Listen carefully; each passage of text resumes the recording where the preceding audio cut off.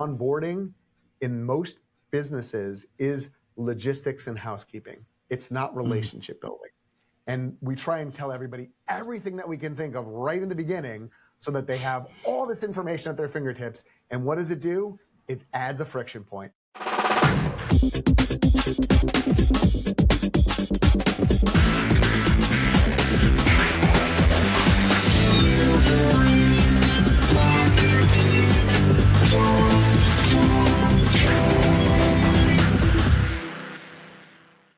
Hey there, and welcome to a brand new episode of Delivering Marketing Joy. I am your host, Kirby Hassman, and joining me today is a brand new rock star. I'm so excited to dive in. He's the founder and CEO of CX Formula, and he helps fast-growing entrepreneurial companies gain an unfair advantage, which we all want, over competition through the art and science of designing their customer experience journey. Jason Friedman, thanks so much for joining me. Thanks for having me, Kirby. Excited to be here. Absolutely. So I want to dive right in. Customer experience journey. I've seen you talk about this and around creating that incredible customer experience. So can you talk a little bit about why that's so important?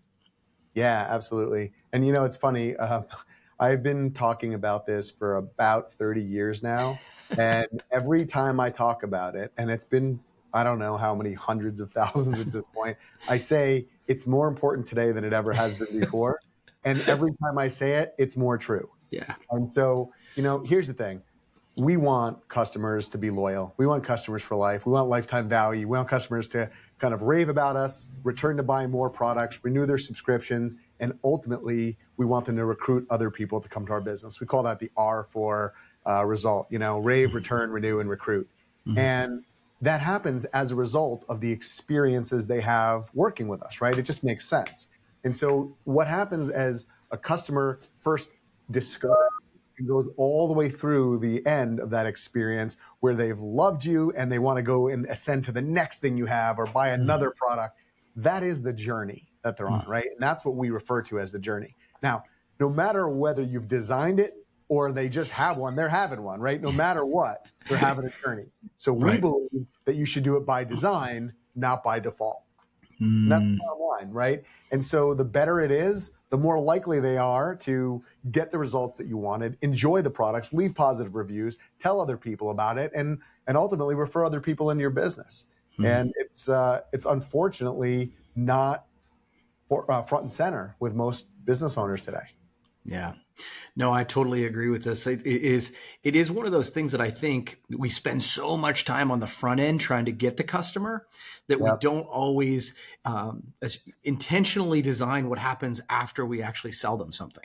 Yeah, we think about it at one point when we're building whatever that is, and then we kind of lose sight of it. And then all of our energy goes towards filling the funnel, right? And if you go online and you look for help to grow your business, every single guru, expert, trainer, whatever, it's all about the front end. And that's cool. But what if you spend tons and tons of money, you know, hundreds of thousands of dollars, hundreds of dollars, thousands, whatever it is for your business. And then when they get in, they're unhappy. Yeah. You've just wasted all that money versus if you've put enough energy on the people that already said yes to you and really help them get a result, that every dollar you spend on that front end then becomes a multiple. It compounds. Right, you get this maximized effort and effect of the dollars that you spend. So it's so important.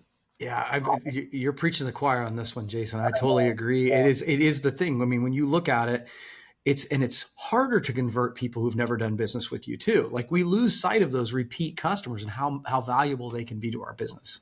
Yeah, well, when I ask people like, hey, what kind of you probably do the same thing, Kirby. Like when you ask people like, what kind of budget do you have for marketing? Whatever number they come up with, it is all on new customers. Yep. It's all on taking strangers and trying to convert them into customers. Right. Versus a portion of that, which I think maybe should even be the larger portion, is to how do I get amazing results for the people who said yes? And that's just, it breaks my heart. It breaks my heart. I love this, Jason. We need to have the people who are listening need to play that first 3 or 4 minutes on repeat because it is really valuable. So I went to your website, actually did some research on this, right? I went to your website and it says we need to stop the idea of random acts of marketing. I think that's really interesting. So what does that mean and how do we stop? Yeah. So, you know, I believe that we're throwing darts right? Yeah. We're throwing darts at marketing, and it may even be strategically thrown darts, but it's like, we're going to try this because I think it makes sense. I'm going to try this. I'm going to try this. I'm telling you again, and you know this, right, Kirby? Like, we're cut from the same cloth, I think, in a lot of ways. Like, if we create an amazing experience for our customers, if they go through this, and what we call you're having a customer journey now, we want to transform it into what we call a kinetic pathway. And we'll talk about that in just a minute, hopefully. But when they're on that kinetic pathway and they have this kind of frictionless experience that almost pulls them through and makes it delightful, and they're having that joy along the way, when that happens, we learn so much. The marketing that we do to get new customers in should be based on what's actually happening with our customers. It needs to be sharing their stories, sharing their hurdles, sharing the journeys that people went on, because there are people that are not yet in your ecosystem that are going to resonate. They're going to be the like avatar. They're going to be similar to the customers that are going through it. And when you share their stories, their journey, the hero's journey, the ups, the downs, the conflict, the wins, and you can tell those stories and show the results they get, you don't need all these other kind of like darts being thrown at the wall. You have a really strategic way to share a message that is going to compel people to want to learn more if they're the right people. And at the same time, it's going to turn away the people that don't have interest. And that's okay. That's actually a good thing. Yeah. You don't waste time and energy on them. Well, I tell you, it is not my next question, but you've raised my curiosity because you talked, there's the journey and then there's the kinetic pathway. Am I getting that right? Yeah. Can you explain the difference? Yeah. So to us, a journey is more historical, right? It's what people have been going on, right? So you went on this journey and this happened. And what we find is that in everybody's journey, ours too, there are friction points. Right. There are points of pain. There are points that make it harder for people to move to the next step. It might be that they are, it's too complicated for where they are in like learning how to do something. It might be that it's too much effort to do based on what's going on in their lives. It might be whatever it happens to be. Our job as really committed business owners and entrepreneurs, coaches, authors, speakers, whatever your genre is, we have to move as much friction or reduce as much friction as we can in the journey. And when we do that, we start to make it more, I'll call it effortless, but more fluid, so that people will literally, it's almost like a water slide. Imagine that you try and go down a water slide and there's not enough water on the slide. You're like, you get stuck. But when there's enough water on that slide, you just start to flow through, even going up and down, because the water helps you. It reduces that friction. And we need to think about, how do we make our experience, our pathway, more fluid? And so we do that in two ways. We reduce the friction, we reduce obstacles that are in people's way, and we induce or increase or boost momentum. We inject positive, flywheel spinning things that we can do to help move people along the journey faster. And that creates what we call that kinetic pathway. That's super interesting. I like that a lot. And again, I think it's one of those things that when you say it, it makes sense. But in designing it, we don't always think it through. And so I think that you're making me think today, Jason. I like that a lot. Yeah, I like making people think. I've been accused of worse. I love it. All right. So what are some mistakes that you see that where organizations are trying to do something, but when they're building their marketing, these are mistakes they see? Yeah. I mean, like, when it comes to marketing, I believe that there needs to be a powerful through line between what you're saying and what you do. And it shouldn't feel like a bait and switch, right? And that's why I also think if our marketing becomes kind of the success stories and what's happening on the back end that shares those insights that people need, then there won't be a mismatch in that, right? And so they don't feel that bait and switch. They feel like, wow, like this is even better than I thought, and it's perfect for me, right? So that's one of the mistakes that we see fairly often.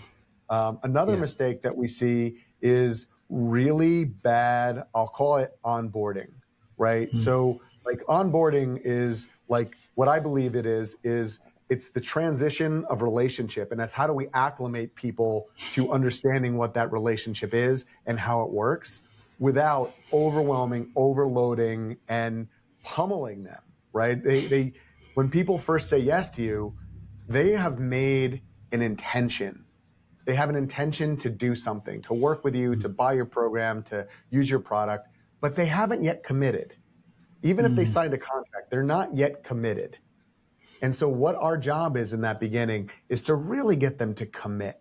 How do we get them to commit? Well, it's all the things that we do in the beginning of that relationship to remind them why they stepped up, to support them, to show them the infrastructure and the support network that we have to help them on this journey, on this pathway.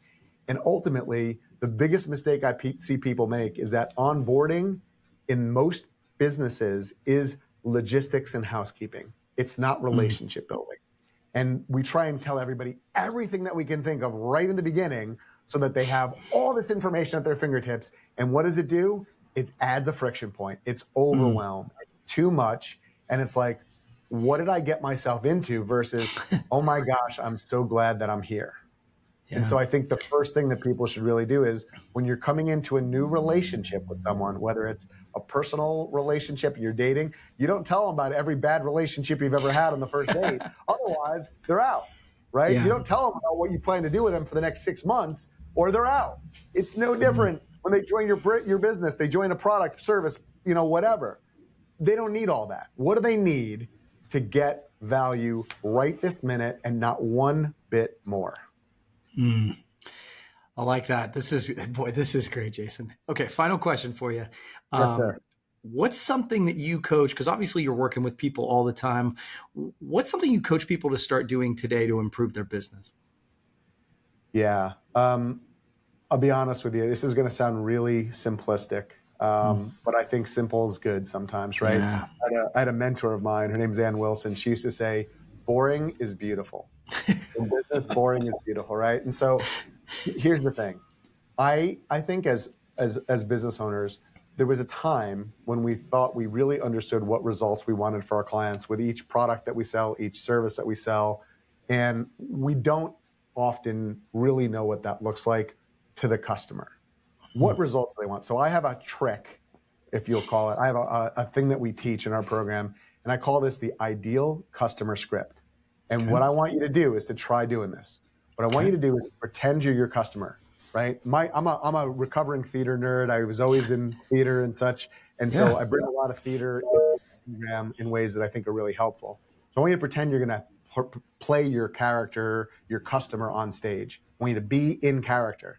And I want you to write down, after they just finished your program, your course, a meeting, a project, whatever it happens to be for you, and they were literally going to tell their best friend about it, write the script.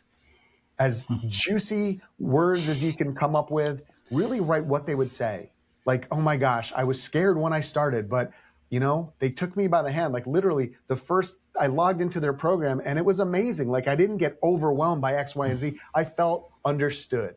Well, after that, blah, blah, blah, blah, blah. Write it out and get really clear on what you want them to say. And then that is a powerful roadmap to that result. All we then need to do is start to figure out how do we bake things into the program and even tell them what we want for them in various ways so that they can authentically deliver that script by the time they get to the end, and that there's all these mile markers along the way where they can also deliver a piece of that script as they're going through the journey. To me, that is just one of the most important things any of us can do in our business. I love it. That's great. Well, I think you told me you might have a little gift for the audience. Am I making that up? Yeah, no, you're not making it up. So listen, here's the deal. I am not going to tell you what it is because I think curiosity is important, but I'm going to tell you this. I'm going to tell you that it is one of the best tools. If you think the ideal customer script is awesome, it is. Do it. It's amazing. That was a freebie that I didn't expect to give away today, but I'm happy to. I want to create value. I'm in this for the impact that we can all make, helping entrepreneurs live the lives of their dreams. I have a strategic tactic. So it's strategy and tactic all, kind of melted into one. And it's something I use in my own businesses. It's something I've taught to all of my students, and they love it. And it will be something that you can put into practice almost immediately. And it's a way of thinking that will change the way you view a lot of things. So it's free, no strings attached. All you have to do is go to gift.cxformula.com/joy, and you will get it. If you go to my website, cxformula.com, I want you to be there. You're not going to find it. You're just not going to find it. It's only at gift.cxformula.com/joy. And if you love it, shoot me an email. My email information will be in there. Let me know what you think, because we're all in this together. Jason, this has been incredibly valuable. So if that was your goal, you nailed it, man. So thank you so much. I appreciate you doing this, and we'll have to do it again sometime. Okay. I would love to, man. Thank you so much. And thanks for having me. Absolutely. Well, that's going to wrap up this edition of Delivering Marketing Joy. We'll see you next time. Marketing.